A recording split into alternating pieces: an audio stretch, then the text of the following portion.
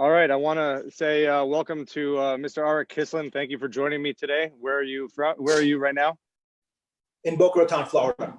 All right, I start with that. I want to know where in the world everybody is, during this quarantine, and who are you quarantining with? Quarantining with my wife and 2 kids. That's wonderful. I'm sure the weather is nice. I decided to do this interview outside today because it was the first day that it was above 50 and sunny. So I'm sure you got nicer weather more of the time. But again, thank you. Yeah. Thank you for joining. And I know a lot of people were looking forward to this conversation, as was I, because you're in a bunch of industries. Private aviation, the hotel industry, as the Cohn or the Gansevoort Hotel Group, which will as well as developing properties and hotels in the Caribbean. So again, thank you for joining, and I think that it's fascinating to discuss the travel industry, the luxury hospitality industry, and how it may or may not be affected by by COVID. And then I think we'll also, if we have the time and if you have the time, we'll discuss some real estate development both in New York and nationwide, and how things will change. But why don't you tell everybody a little bit about your career, how you got started, and some of the things you've done, and then we'll get into more of the specifics of of the different industries and questions related to them. Sure, Warren. Glad to do it. So I've been sort of in the real estate business and I guess a bit of an entrepreneur for about 30 years. I started in about 1990 and started with some development in Lower Manhattan, and sort of went on from there. So my development career started about 30 years ago, but ventured out into hospitality, aviation, and other various industries that were interesting at the time with the economy and where I thought the new world was going, and trying to stay ahead of the game, and trying to work with where the world was going with technology, so on and so forth. And you're sort of a visionary, because we've talked to Stephen B. Jacobs, who's the architect and designer of the Gansevoort Hotel in Meatpacking, and he makes a claim that was the first rooftop hotel pool, club scene where there's a line waiting for people to get in, and that set the trend. You also took a warehouse in Lower Manhattan on 16th and 9th and turned it into Chelsea Market. So can you talk a little bit about that? How you see these as an entrepreneur, see these trends ahead of time, and how you're a visionary? I don't know how I can describe being a visionary, but I've always thought that necessity is the mother of all inventions. And when we started in the early 90s, what we did is we bought a lot of debt because cash was king. And I was fortunate enough to raise some money from some intelligent investors. And what we did was, sort of take where we thought the niche market was. At the time, there was most of the products that were coming into New York were coming in from about a 300-mile radius out of New York. So what we did in Chelsea Market is the way we started to fill up. We had a 1.5 million square foot building that was built in 1881 or 1882. And so what we started with was we gave them warehouse space to bring their products from all over, where they can then use that as a distribution center to bring to the restaurants, to the hotels. So we were very busy between 1:30 and 7:30 in the morning during that time, because that's when all the product was coming. And then from about 5 to 8 in the morning, all the product was being distributed around New York City. So, and that sort of morphed into, hey, we're already here. The area is starting to grow. So why doesn't each of these distributors open up a small little, pop-up shop? Long story short, turned into the Chelsea Markets over the next coming years. I had some very good partners in that would help me execute. And we ended up doing that in a couple of other of our buildings. And so to me, that is the way where you create value added in products. I've never been sort of a fund structure where you buy things at a 5 cap and sell them at a 4 cap. I've always looked at industry where you need to create and think outside the box. So that's what we did there, and fortunately, that was very successful. That helped to kick off my career. So I didn't mention that in our prep that I was going to bring this up, but there was a Wall Street Journal article about 2 years ago that mentioned, that it talked about like the worst and best deals in the city, and even though you had like a great deal and an amazing upside on Chelsea Market, I think it was sold to Google recently for like $2 billion or something like that. So can you just describe that feeling as someone who kicked ass on the deal, but then still had you look up and what it could have been. Well, fortunately, it was only $2.5 billion. It wasn't $2 billion. Look, at the time, the investment group that I had sort of a 7-year window on investment, and 7 years ran out. So we were sort of forced to sell the property. But, Warren, my grandfather always taught me no one ever went broke by making a profit. That's very true. Very true. Can't be greedy. That's a good lesson. Right. So let's zoom in on New York a little bit. Like, what do you I mean, again, you're co-owner of the Gansevoort Hotel. It's downtown, hot area, hot hotel, great brand. Sitting at low occupancy like any other hotel. Tourism is shut down. There are some workers or healthcare professionals staying at hotels, but that is told in the low occupancy. Like, what's with the hotel industry in New York, and do you think it changes? Do you think some hotels don't return? What do you think it'll be? Where do I begin? Look, New York City. Let me start by saying I don't want to be negative on New York City. People say everyone's fleeing the city. I don't think everyone's fleeing the city. I call it the Corona Shuffle. The Corona Shuffle. Yeah, the Corona Shuffle. Look, New York City will always be New York City. Having said that, this is really an unknown, right? This is really something that has no precedent. And all the other sort of downturns we've had, even in the last 100 years, had some sort of clarity where there was a bit of a beginning, middle, or end. We are in a place right now where we know where the beginning is, but we don't know where the end is, right? And we're going to have to reinvent ourselves. New York City, in real estate, being hospitality, the restaurant business, everyone is going to have to reinvent themselves. And, in the big picture, the weak will not survive. This is going to be survival of the fittest. In respect to the restaurants, I think there's a lot of restaurants that just aren't going to be able to ramp back up. Mm-hmm.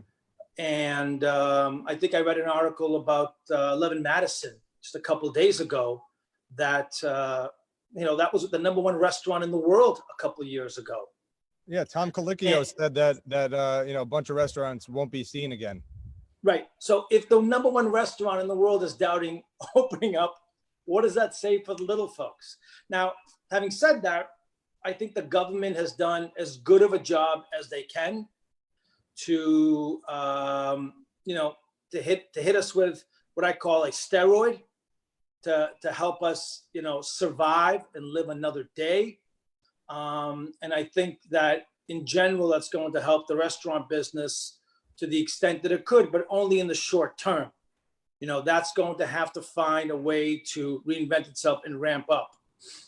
So in respect to the hotel business, look, I think we're very fortunate. Our hotel is in a very good area, very hip area, an up and coming area. I think we have it, the Gansevoort has it a little bit better than most. But and people are going to have to be very diligent. There's going to have to be some serious training with cleaning crews, with the housekeeping.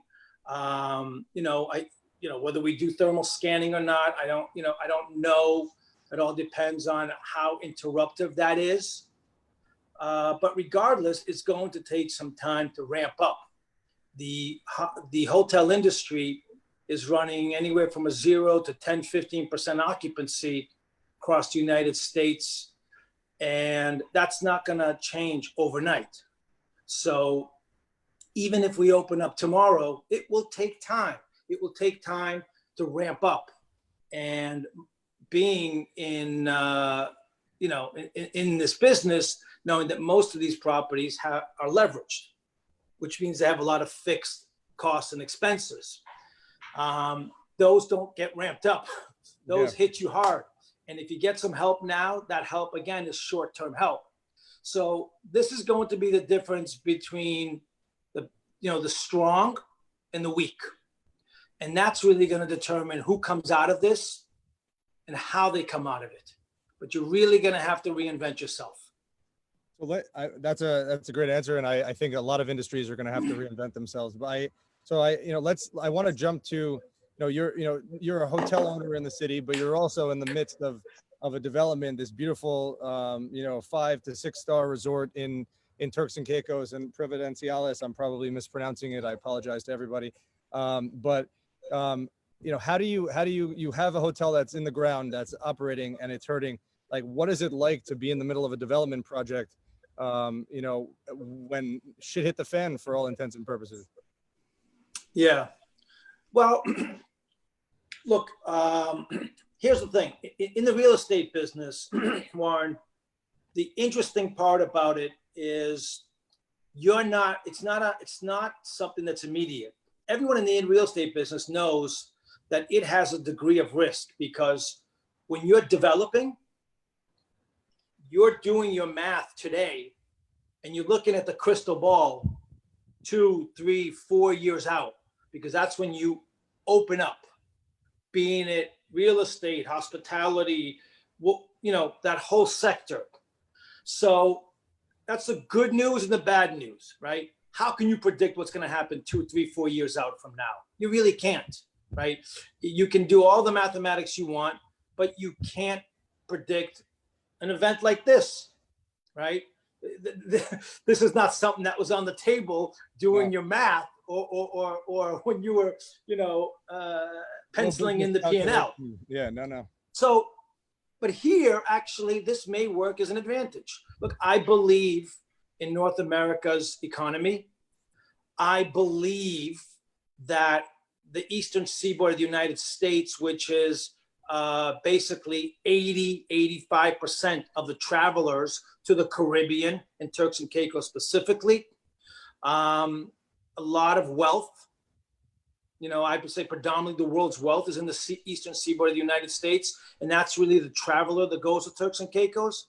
So us developing now and opening up 2.5, 3 years from now, look, I'm very euphoric about it, more so than ever. I think people are going to be rethinking how they live from here. And are people really going to want to go getting on a plane for 10, 12 hours, going to another country, not knowing what it entails when they land, when they arrive, what the airports are like, and so on and so forth? That's if that's even an option. That's even correct. But we're going to make some assumptions that 2, 3 years from now, things will be somewhat better, maybe hopefully, more stabilized, but it's going to be an easier sort of way to enjoy your leisure life by going somewhere that's an hour from Miami, 3 hours from New York, open air, fresh air, beach. The studies, the things that I've been reading about and look at COVID, I'm not drinking all the Kool-Aid on why people should not be going to the beaches. I think that the salt air and the fresh air are good for all of this. I don't know why they've been closing down beaches. So I think all of this leaves it as an open and bright future for the Caribbean in general, and a place like Turks and Caicos, which is pretty exclusive, right, is going to thrive coming out of this market considerably. Yeah, there's only about what 2,000 rooms on the whole island there, right?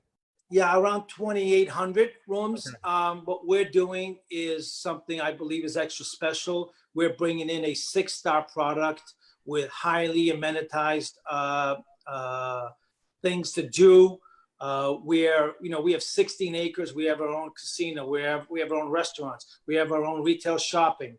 So we have a marina on our property. I think that's where life is going. My favorite part of it in the design is that you have this little teeny tiny island that will have a shuttle ferry that's going to go from the resort or in the marina to the little bar. There will be, I think, a bar on the island, correct? Yeah. So we're going to have a little rum bar in the middle of the marina where all our owners and guests will be able to. But, that's part of, as I said, what you asked me, a few minutes back about being creative, about doing something that's different and really gearing in towards, look, my company's sort of, you can't be everywhere doing everything. What we look at is the sort of higher end market and the lower end market. We think that is what thrives through all these ups and downs that we've been having in the last 30, 40 years. And I think Turks and Caicos on the high side of that is certainly a market that we're looking to thrive in. Yeah, that makes sense. I mean, we just got 2 comments. One, we have an offer from Dana in the comment section who said that she's happy to help with the PR effort and fly down to Turks and Caicos even during quarantine. So am I. And then Liron from the Glimpse Group just said that you could showcase the properties using virtual reality from afar while travel is locked down. So I appreciate the comments, and we appreciate everyone watching. Now, get back to. Those are great ideas, and we've been looking at some of that. So yeah, thank you. Okay, and then Renee just asked, will a few units be for sale within the development? Sorry, I'm trying to get comments in. Sure. So again, I don't want to overdwell on this, but this is a condo hotel like everything else is in Turks and Caicos. Yeah. So all the units will be for sale. And this is a very high-end lifestyle community that we're building. So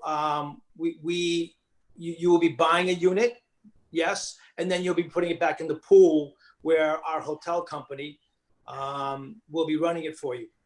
Okay, that's interesting. I think so. Let's get away from Turks and Caicos, or I'll say fly away from Turks and Caicos now, and get into private aviation. It doesn't get cheesier than that. But no pun intended. Exactly. So there was an article in CNBC about a year ago, maybe 2 years ago, saying that you're part owner and you're owner of a private aviation company called Illyrian Aviation, but you fly first class or business. Let's get into that. Why is that? Why do you do that? Well, look, flying private is it's one of life's greatest luxuries. For all the people who tried to sit down and pencil the difference in cost between flying private and going commercial, you're going to break a lot of pens and pencils.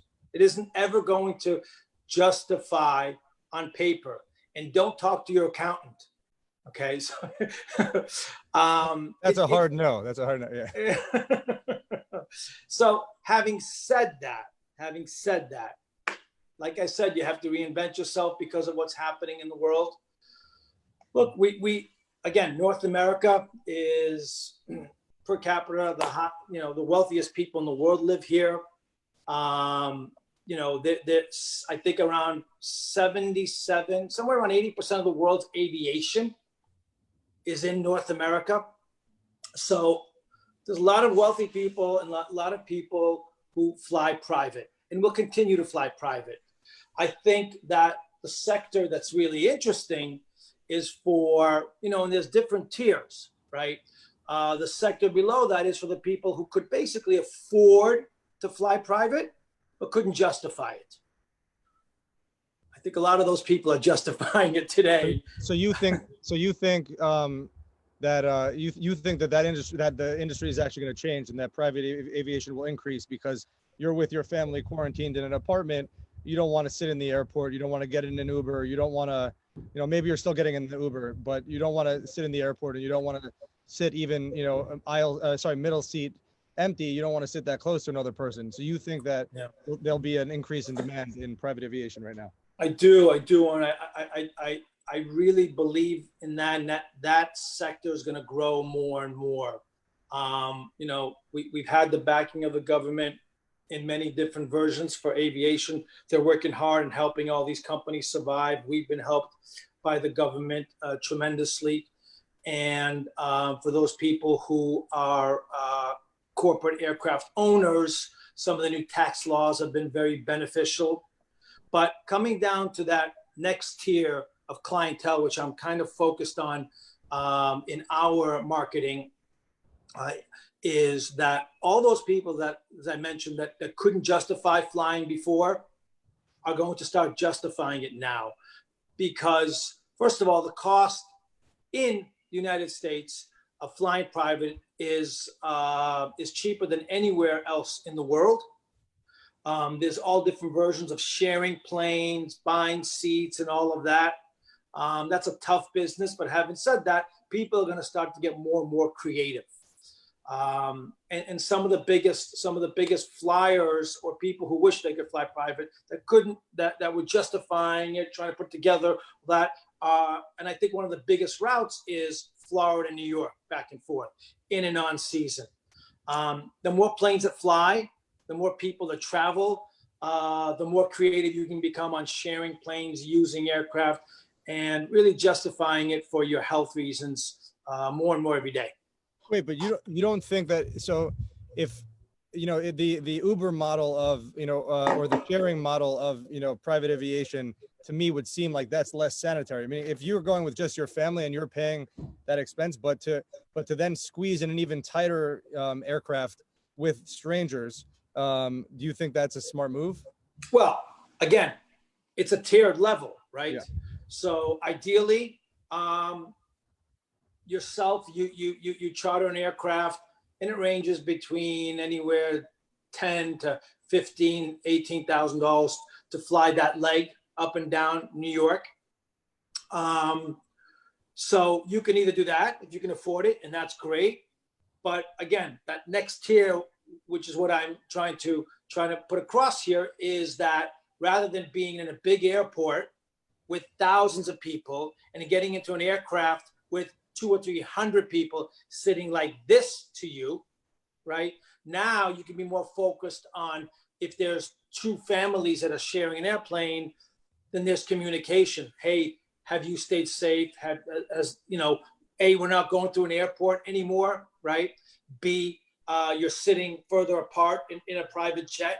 Okay. But over and above that, we in Atlarion, I think we have about 15 aircraft and growing today.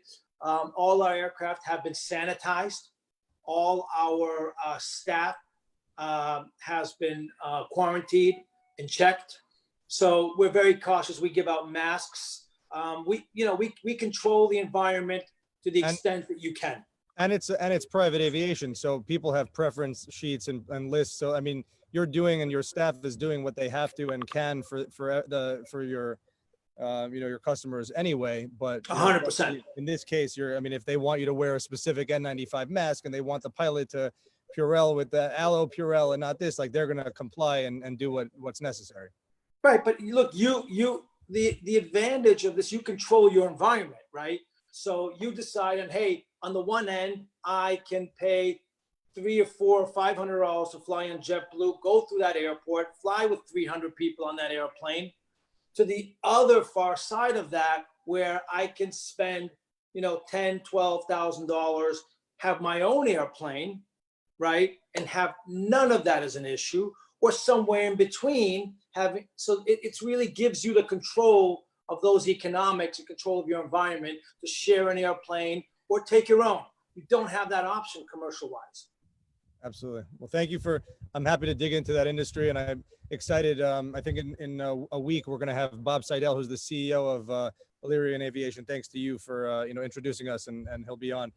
Looking forward to digging. He can be more detail oriented. He knows the ins and outs of that. And he's a former fighter pilot with the Navy. We're going to have some interesting stuff to talk about and get into the details of the industry. So moving along, Yeah. I want to talk about. I know you're developing real estate in Long Island and in the tri-state area of New York.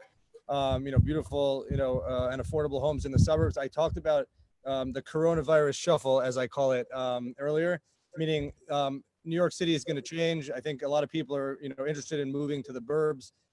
You have, these development projects. The timing seems pretty awesome. Like, do you feel that that the coronavirus shuffle is a real thing? Well, yes. In short, yes. I wouldn't say everyone is fleeing the city. New York City, as I said before, will always be New York City.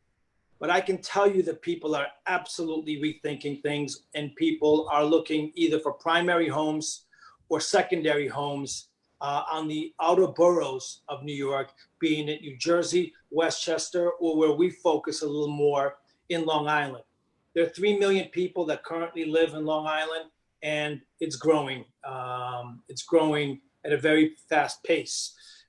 It's also ideal that if you have interests, let's say, whether it's a job or a company or firm, and you need to be somewhat in a proximity to Manhattan, but don't need to be there every day, something like, a Long Island asset is ideal for many, many reasons. And that's really what people are looking at. Again, on the far end, you had all the people that were jumping out of New York, going into the Hamptons 2-3 months ago, paying all kinds of money just to get out, right? But the next tier below that is renting apartments, renting homes, or really buying a home. And where our company is more focused in the mid-tier market, the $450,000, $550,000, $650,000 homes, which we're developing in the middle of Long Island. And even this has helped us to shift things a little bit, where our homes. What do you mean by that? How have you shifted? Let me explain. Sure. Our homes were between 2,000 and about 3,200 square foot on the average. And these are communities, right? So they're what we've done is we were focusing more and more on people, our baby boomers, who are around 70 years old today, the firemen, the teachers, the policemen, the nurses, and so on and so forth, who don't need that 5,000 square foot, 6,000 square foot house anymore, or to pay all those taxes, especially with the new $10,000 limit real estate tax law. So, but they still want to stay in Long Island. Yeah, they may want to travel as they get of age, and they may want to go to Florida for 2, 3, 4, 5 months. But their doctor, their friends, their club, their tennis club, their golf club, their restaurants, their lives, their families are still New York based. Mm-hmm. So with what we provide, gives them a 2 or 3 bedroom brand new unit in the $500,000 range. And we think that market is drastically growing. Now, moving over to what we've done in the last 2 or 3 months is we've now added another process.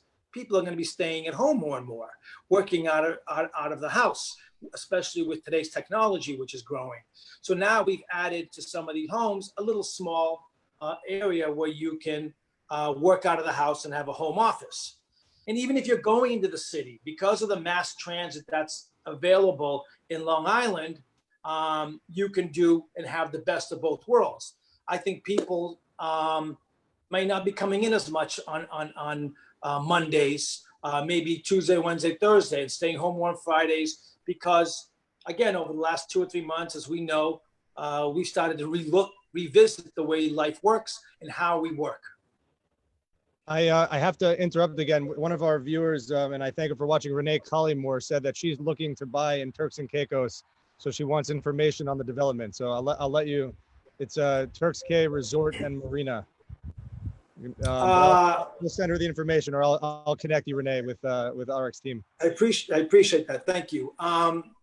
She can speak to our marketing people and have a discussion with them. We're happy to educate her a little more about what we're doing there.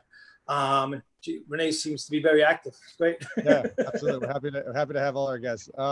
So getting back to to your development project, do you think that, do you think that, like, what do you think? Do you have any percentage in mind when you're thinking about like vacancies of rentals and real estate market in New York City? I know that you're still optimistic with it because it's New York, and I agree. But I mean, do you have any sense, or like, can we give anybody a sense of like where it will land or shake out? Again, we don't know, but just speculation. Yeah, well, here's the reality of it. First and foremost, as again, there are a couple elements in this equation. Number one, all the stimulus packages. They're fantastic. The government's done as good of a job as they could. But in the next month, 2, 3, how much longer is it going to go on? Can't go on forever, right? And that's part of the reason we're starting to slowly open up.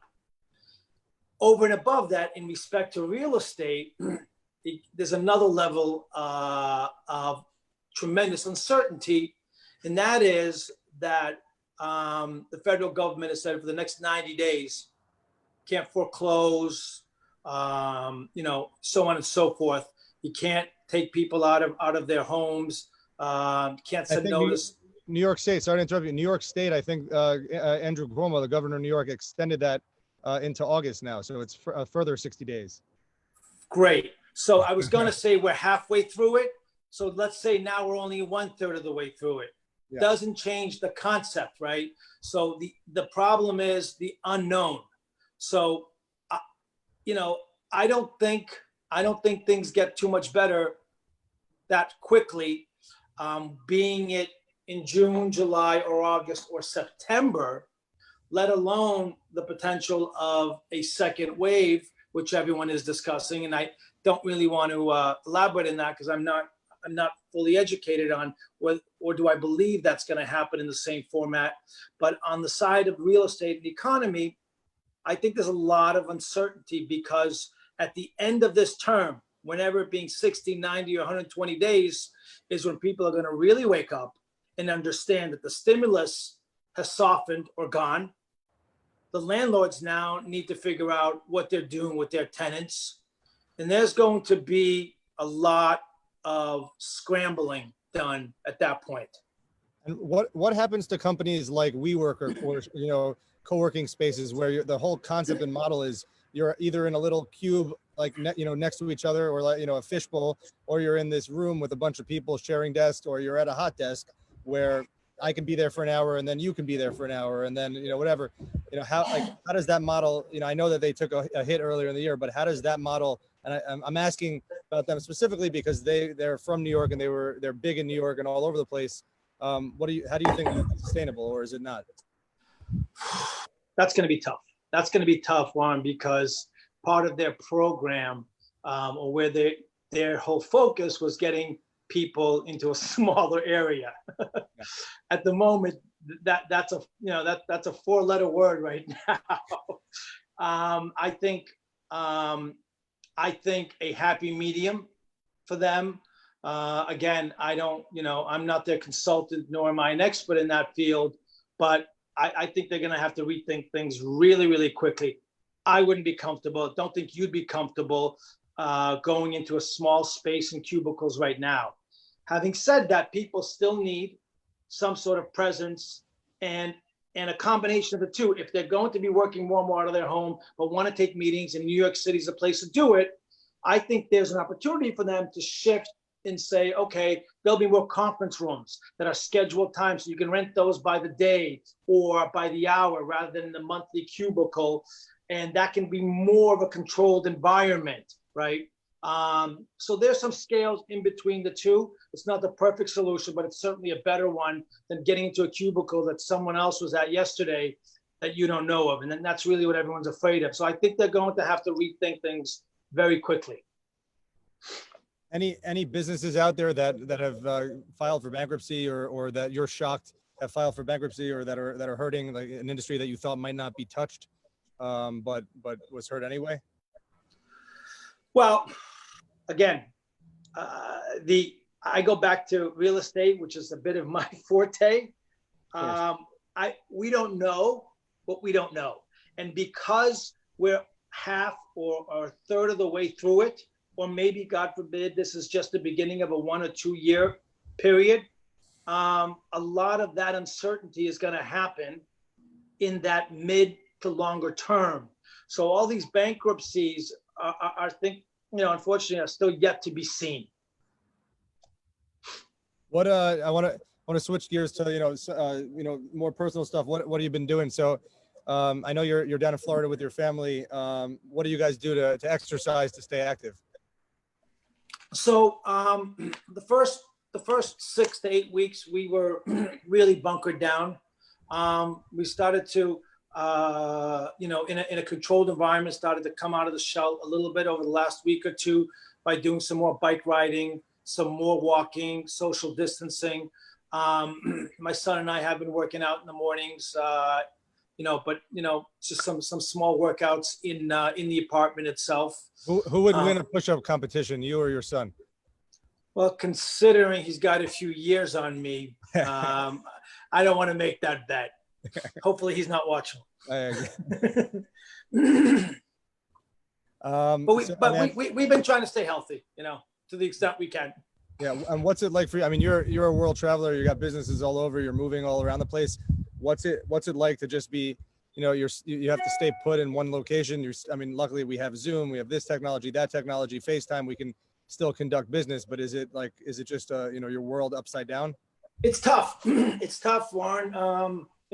Again, I feel that I've always felt to be a little bit old school, where you need to sit in front of a person, shake their hand, which is another taboo today, and look them in the eyes and break bread.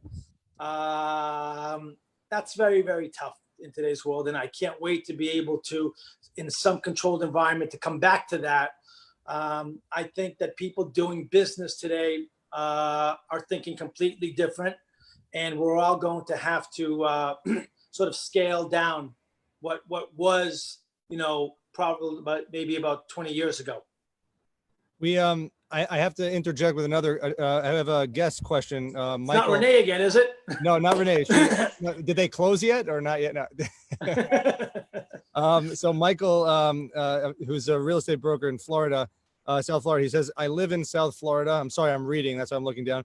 Okay. I just came from Washington Avenue, Ocean Drive, and Collins. All hotels are closed and have New York ownership, 10 to 20 assets, plus or minus 400 rooms each per family office. The Fontainebleau is a condo hotel, such as the St. Regis, Four Seasons, etc. What is your opinion for smaller assets? Will they hire an operator and have triple net leases? It's possible. I think there's a very, very big difference between the smaller hospitality assets and the larger ones. I think that market may be less vulnerable because in a downturn, the lower tier, the 2-star and smaller limited products should be able to come back at a little bit of a faster pace than the higher tier markets, or the mid-tier markets, I should really say. So I think there'll be less vulnerability. Most of that product is a little more centralized, and not depending on the guys that are flying in from London or from Europe to stay in the 2-3-star product, where their customer base can drive more or commute more to that product. So I think they're generally less vulnerable. I'm a little more concerned of the larger product, especially in places like Florida and South Florida, specifically because those are big assets with big fixed expenses. It's a bit of a seasonal market, and what was very helpful to that market in filling. Look, it's easier to fill South Florida, Miami hotels for the weekends, right? What do you do Monday through Friday? Well, they've been trying to reinvent themselves for years and try to fill those 4 or 5 business days. And one of the greatest assets in Miami has been the convention center, right? And that's helped. Everyone goes to Art Basel and the Miami Boat Show, et cetera, et cetera. The issue is now, are you going to want to go to a convention? Are you going to want to go to a show in the nearest coming months? Are you going to feel comfortable being in that place? And that is more towards the bigger hotels, and that's going to help to put pressure, unfortunately, on that market in that industry. It's a great answer, and thank you, Michael, for the question, and thank you, Arik, for that. We talked about before the question. We talked about your normal everyday life. What do you miss most from it? Interaction with people.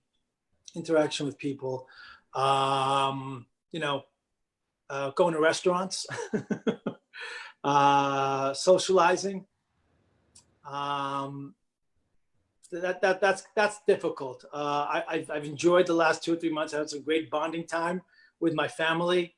But we're all social animals, especially a lot of us that come from New York, and I miss that the most, I guess. I definitely do too, and I'm gonna miss the handshakes, and I really like the bro hugs. The handshake. I'm gonna miss those the most. I keep telling my wife, so we bro hug now. Whatever. Again, you're a world traveler, own hotels, luxury hotels all over. What's your favorite place to travel to? Where do you just unwind, relax, and what's like your premier destination worldwide? We're gonna get Renee back on. Look, I'm biased to this answer because in the last 12 years, I spent a lot of time in Turks and Caicos. And to me, I find it a fabulous, fabulous place.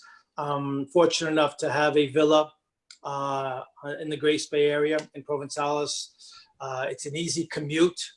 And, it's known to have the best beach in the world. Having that, 20 feet from your living room is paradise. So to me, they're going to open up their borders. They've been very, very diligent, close their borders. They've had very few cases, I think 7 or 8 or maybe 9 cases on an island that has almost 50,000 inhabitants and 1.5 million tourists every year. Having that many cases means they really bunkered down. I'm very proud of the government. They've done a great job. But they're opening up its borders slowly, I think June 1st. So I can't wait to get back. I just got I got texted, one of my friends texted me a funny question. When is a house classified as a villa? What's the turning point for a house to be classified a villa? It's a great question. It all depends on how impressive you really want to sound. Okay. Fine. I think that villas are more recreational. It's probably not used as much on the term "I live in a villa." It's not a term that's used, but I go and we rent and we stay at a villa is probably more of a common term. Not sure what it says in the dictionary, but everyone has their own definition. We'll look up the Urban Dictionary when we're done. We'll look at Got it. Yeah. Got So that was great. Any any other last comments about about the what people should be optimistic about, what we should be worried about as far as real estate market, hotel market, travel, to leave with that note. Look, this too shall pass. Question is when, really. And I think that like for instance, New York is scheduled to open up on the 15th. My concern is that people on the 15th or the 16th don't forget that this is just a date, and we're looking to slowly, get back towards a direction of normality. But my concern is that people jump out of their homes and say, "Hey, we're free." That's not going to happen. And if we do that, we may be in a worst case scenario over the next 3 to 6 months. So I would just hope that people stay diligent, right? It's no longer just stay at home, but stay diligent and, be smart about the things that you do and ease into normality as it makes sense. And that means something different for all of us. And that was your closing. I wasn't going to ask another question, but I have to ask, as a follow-up, what like, I mean, that's a tough thing as a bit, like that's as a human being, and and that's practical advice. And I agree with that completely, because yeah, it's not flip a switch. It's not like, let's protest and tomorrow we're going to open up because of pressure and everything's fine. I'm still not seeing my parents. My dad's 71 years old. He'll kill me for saying this. I'm sorry, Dad. Luckily he's not on Facebook. But without, and we haven't seen them, but I would wear a mask. I would wear gloves. We would be very careful. We would stay outside. But as a business owner and as an entrepreneur, there is, you could say it all you want, that no greed, but there is some greed. You have to have that, and maybe not greed, but that drive, that energy, that initiative taking, that, you want to open up faster. You want the economy to open up faster. I don't want to lose clients. You don't want to lose guests. You don't want to lose travelers. I mean, aviation, you said, will be better. So how do you balance that, initiative, like that drive to succeed with, also being realistic to the circumstances? In business. It's risk reward. It's really risk reward. Look, we've already taken the hard steps, and we've been through this the last 2 or 3 months and really been diligent. And I think most of the country has done a great job. Why would you want to risk that? Whether it's 3 months or 4 months. And I know it's not easy, right? But you have to be intelligent about it. And Warren, when you were born, did anyone tell you it was going to be easy? No, definitely not. Definitely not. Got to balance it, and risk reward. Money isn't everything. Your health should always be number one, and your respect to society and your fellow man should be a big part of that equation. Just ease into it. All right. I really appreciate it. We normally do 30 minutes, but we've now done about 45. I know, I mean, obviously, a lot of viewers and, good questions and, very fascinating, especially to jump through all these industries. I cannot thank you enough for, taking the time. Well, I know all we have is time, but still for making the time to join us. And I'll be posting this on HeraldPR's website.